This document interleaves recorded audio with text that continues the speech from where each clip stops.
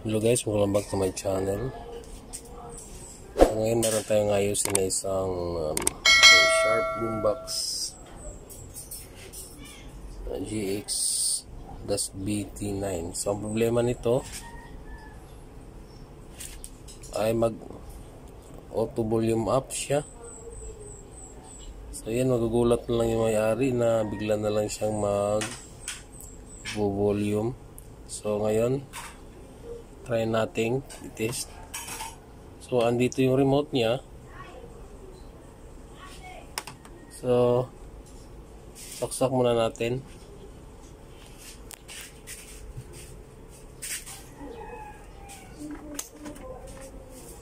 Yan, saksak. Tapos on natin. So abang lang tayo dito sa guys, sa Bluetooth, para kung sakaling mag-volume siya, kasi minsan naka-FM to. So medyo nakakabulahaw siya. So on na natin, tingnan natin. So andito yung remote niya.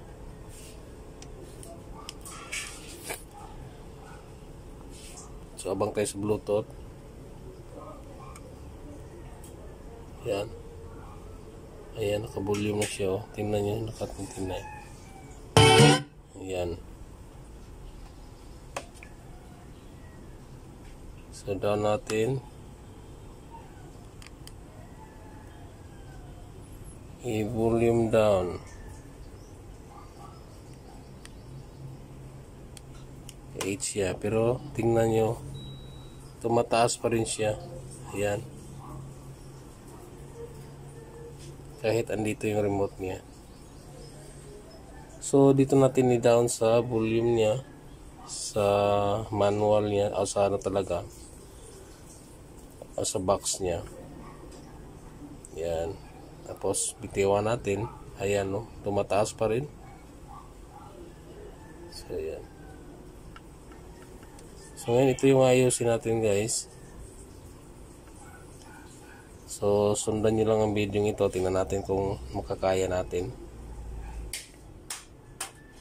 So ngayon, buksan muna natin to. Ang problema nito ay naka na siya, kasi nabasag kasi ito. So yan na, may na siya, may pandikit na. So yan, ikakat pa natin to. So yan, may mga screw to dito sa gilid. Diyan natin tatanggalin, saka dito sa likuran. So yan, buksan muna natin to. Naka volume max na siya guys. So yan. So yan, buksan muna natin to.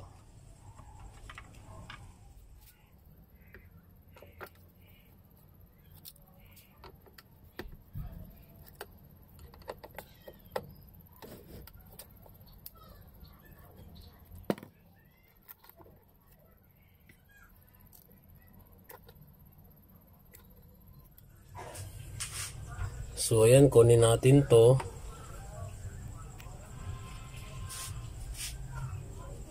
Kasi andito yung button niya.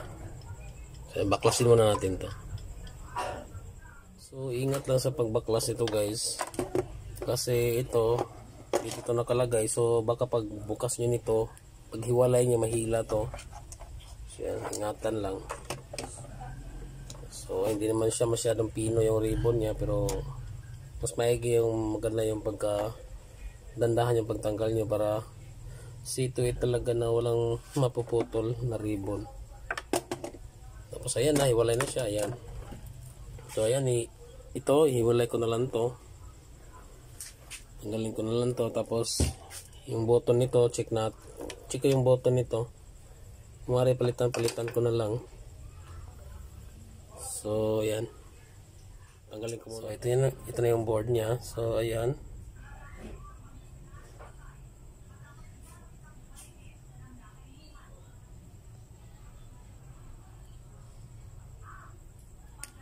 So ito yun ang sa volume up niya. So palitan natin yan.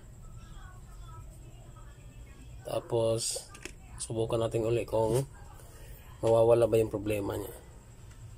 So ingat lang talaga guys dito sa mga ribbon na to.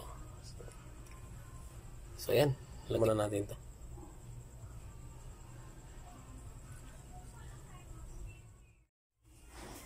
So yun guys, subukan natin na hindi pa natin ikakabit yung speaker para at least kung lalabas pag volume up siya, hindi tayo magugulat. So ayan na siya. Yung attachment na lang na kulang dito is yung sa speaker na lang. So try na natin. So ito yung remote. Tapos tingnan natin dyan kung saan ma-volume up siya. Power on.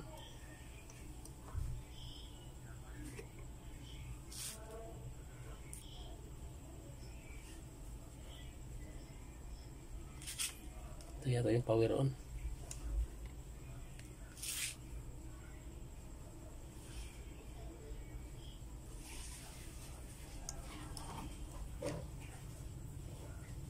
So ayan, welcome na siya. Bluetooth. Tapos tingnan natin yung volume para makita natin yung volume. Dito tayo sa ito, volume nya. So tingnan natin kung ano nangyayari sa volume. So ayan, 21. So 21 siya, ibaba natin. Tapos ka 5 na siya, so hayaan na natin kung aakit ba siya.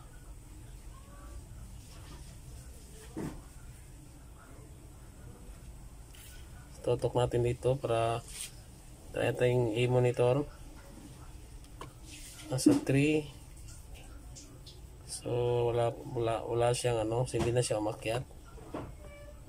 4. So tingnan natin dito sa volume niya. Ito yung volume niya. 5, 6, 7. Yan. So ayan, hindi na siya tumataas. Volume down tayo. Ayan guys. So ngayon, kakabit na lang natin ito lahat. Ibuo natin tapos try nating patugtugin.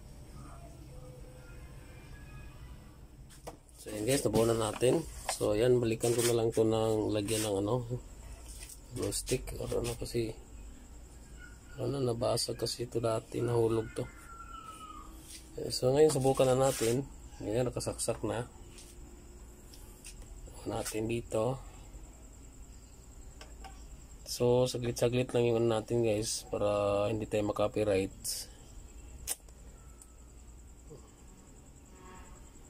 So FM tayo sa volume muna. Saan ba yung remote? Ito. Yung volume na kanina nasa 9. So babaan pa natin 6. So tuner tayo or dito tuner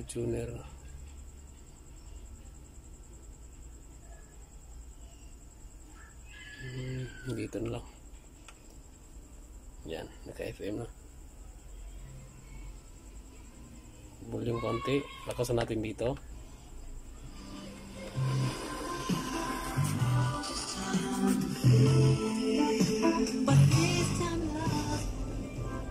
Ayan.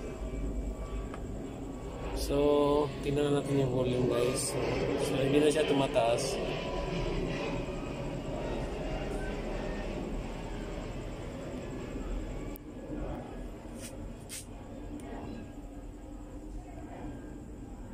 So ayan, dito yung remote nya. So pindutin natin itong volume up. So nasa 2. So antayin natin kung lalakas ba, kasi pag lakasan natin ganito mangyayari.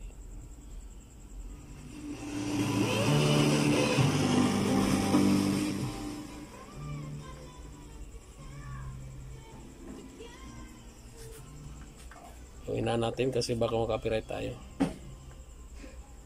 So ayan, so hindi na siya tumataas. So patagalan natin ng kaunti. Tagalan natin ng kaunti, tapos antayin natin kung nasa ano ba yan, 2 ba yung kanina, kalimutan ko ito eh. Nasa 6. So dapat katulad nung in-open natin, nung open natin na tumataas siya, bigla siyang tataas.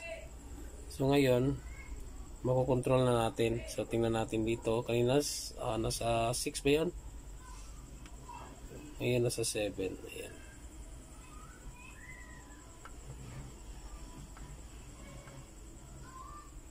Five.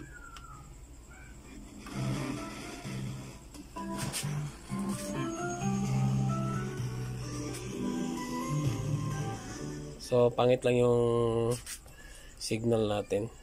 So kung naka-Bluetooth to, okay to. So ngayon subukan natin i-Bluetooth. So guys, naka-Bluetooth, naka-connect na yan. So hanap tayo ng non-copyright dito. Non-copyright. Ayan, meron na tayong non-copyright.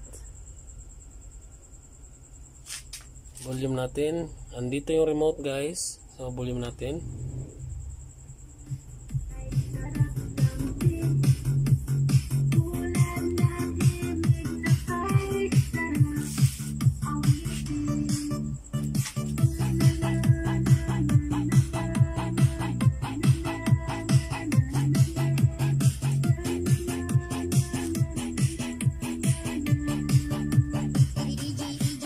Non-copyright. So nakalagay pa dito non-copyright. Mayroon pa siya non-copyright.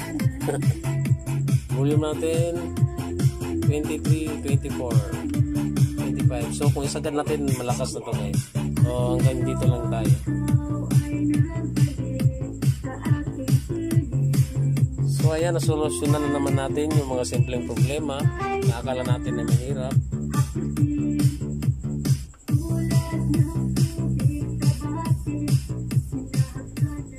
So ayan guys, sana ay may natutunan kayo sa tutorial na ito. So hanggang sa muli. So God bless po sa ating lahat at saka bye bye po.